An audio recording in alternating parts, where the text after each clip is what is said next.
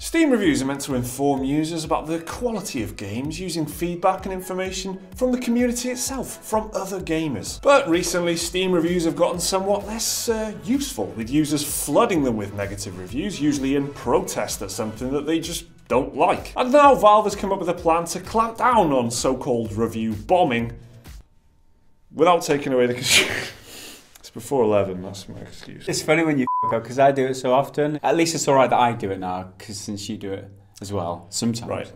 And now Valve has come up with a plan to clamp down on so-called review bombing without taking away the consumer's right to voice their opinion. Just the other day, Valve put out a statement on the future of Steam's reviews and what they will be doing to make the system better for everyone. A big problem with Steam reviews lately has been review bombing. It's a term used to describe an influx of negative reviews which are usually centered around one particular issue. For example, GTA 5 was review bombed when Rockstar started to crack down on modding and issued a cease and desist to the makers of Open4, GTA's most popular modding tool. It also happened to the publisher Paradox, which saw many of its games review bombed when it raised the prices of its products just before a Steam sale. Then there was Dota 2, which got a review bombed because, well, Half-Life 3 isn't out yet. Well, the last one's pretty bad. It's the line connecting Dota 2 and Half-Life 3 not being released yet is pretty weak. People review bombed Dota 2 because Half-Life 3 isn't out yet. So, what's finally spurred Valve onto doing something about this? Well, indie walking simulator Firewatch got flooded with negative reviews last week when the game's creator Sean Vanneman spoke out against YouTube's biggest personality, PewDiePie. He filed a DMCA claim against PewDiePie's video featuring Firewatch, his game, after Pewds used the N-word during a live stream. On the Steam community forum, Valve employee Alden Kroll wrote a lengthy post about Steam reviews and how review bombing affects the Steam platform. Kroll said, review bombing is a problem because more often than not, the users posting the negative reviews are expressing their thoughts about an issue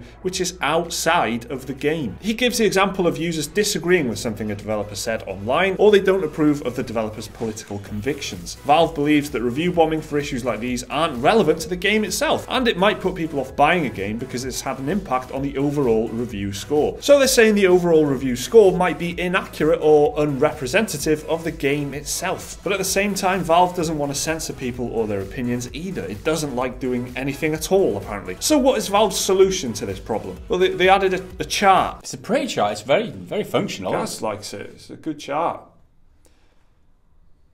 The chart, or histogram as Valve call it, will let users look at the history of user reviews, and it will show how the reviews have changed over time. So if a game has mostly positive reviews at launch, but then users decide to review bomb a game later on, then the chart will show this. According to Kroll, Valve entertained a few different options such as putting a temporary block on reviews and changing the algorithm which dictates the review score, which is the shittest idea ever. Sorry. I just wanted to vent. But Valve thought this would be problematic because it would effectively be censorship over user opinions, or the review score wouldn't be representative of the game. So they settled on using the bar chart, which would allow potential buyers to easily identify fluctuations in reviews, and they can investigate for themselves what caused the fluctuation. Valve do concede that it will require more effort from the potential buyer, but at the end of the day, it's probably the most elegant solution to an otherwise tricky problem. I disagree with that. It's not the most elegant solution because you're adding yet another thing to an already pretty complicated review system by now. You've got recent rating, you've got overall rating, you've got several different ways of filtering and ordering the different reviews to see the ones that you're interested in seeing.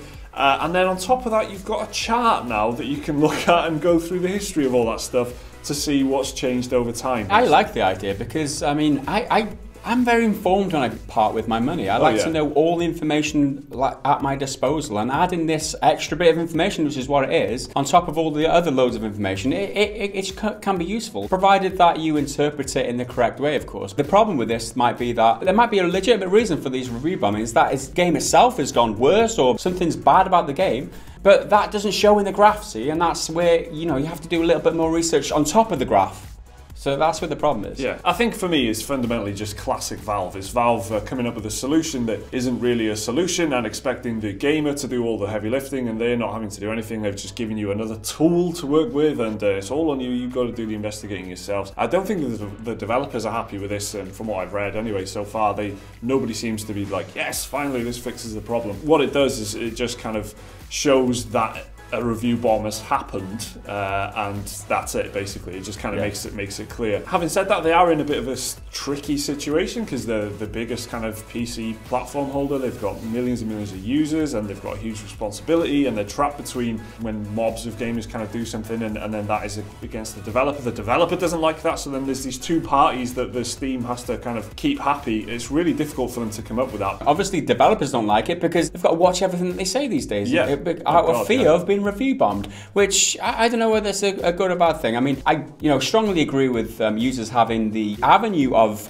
to outlet their frustrations when something like GTA 5 bans modding, the open 4 modding tool. They review bombed the shit out of that, and then they responded. They got a positive response from it. So it can be used for good, but it can also be used for people just having different opinions, which again, that's the problem, isn't it? The community reaction has been pretty warm, apparently, though. They're quite happy with this idea, and I guess, they're probably thinking what you were saying just then, guys. It's another tool. It's people who are informed about their games, like just more information, I guess, and it's there for them now. They've got a history and a track record of the reviews, and they can see that reviews were positive at launch, and then they tailed off, and then suddenly there's a huge explosion in negative reviews. I wonder what caused that. That information is there for them at least now, and they can check that out. So a lot of people, a lot of the community themselves are happy about that. So what do you think, guys? Is this the best solution to fix this review bombing problem? Is it a problem at all? Let us know down in the comments below. Like the video if you enjoyed it, subscribe if you're new around here. There's another video for you to watch around about here on your screen.